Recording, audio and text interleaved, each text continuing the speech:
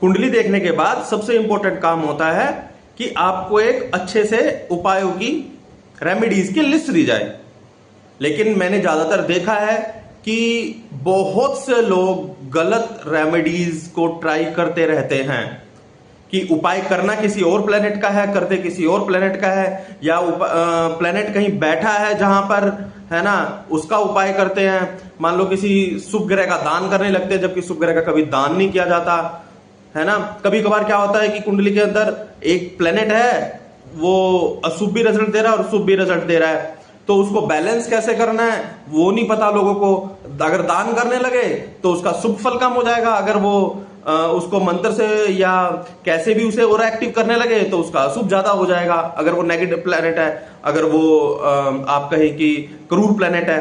तो जब भी कोई रेमेडी दी जाए बड़े ध्यान से दी जाती है कि मतलब कुंडली के सभी वर्ग एनालिसिस करने के बाद में ही हम अच्छे से किसी को जो है रेमेडी दे सकते हैं। जैसे कि मान लीजिए मून और मरकरी एक किसी हाउस में है, ठीक है, वो बैठे हैं, ठीक है। आप ये मानिए कि यहां मून और मरकरी, मान लीजिए मून पीड़ित है ना, तो आप किसका उपाय करेंगे?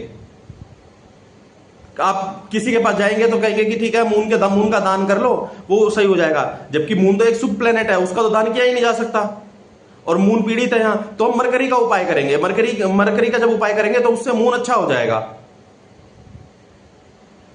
इस तरीके से हमें उपाय करने हैं, ना कि अंधा होके कि किसी ने कुछ भी कह दिया और वो कुंडली का अच्छे से एनालिसिस किया नहीं। और कुंडली का एनालिसिस 5-10 मिनट में नहीं होता है।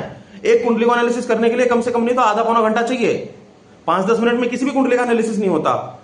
कम से कम नहीं तो 16-17 तरह के चार्ट्स देखने पड़ते हैं, सभी वर्ग देखने पड़ते हैं, कौन सा प्लेनेट कहां स्ट्रॉन्ग है कहां वीक है।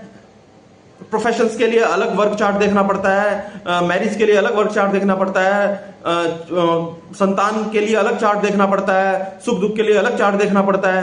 तो इस तरीके से जब सारे एनालिसिस कर लेते हैं तब रेमेडी सजेस्ट की जाती है। तो अगर आप किसी भी तरीके की परेशानी से जूझ रहे हैं और आप दिखाना चाहते हैं कुंडली, तो आप मुझसे संपर्क कीजिए। पैसा नहीं है कोई बात नहीं, आप परेशान नहीं होने चाहिए। आप अगर को आपको कुंडली दिखाना है तो आप प्लीज मुझे, मेरा व्हाट्सएप नंबर डिस्क्रिप्शन में होगा, आप मुझे व्हाट्सएप कीजिए, अपनी बर्थ ऑफ डिटेल, प्लेस और टाइम, आपको जरूर आपकी जरूर मदद की जाएगी। धन्यवाद।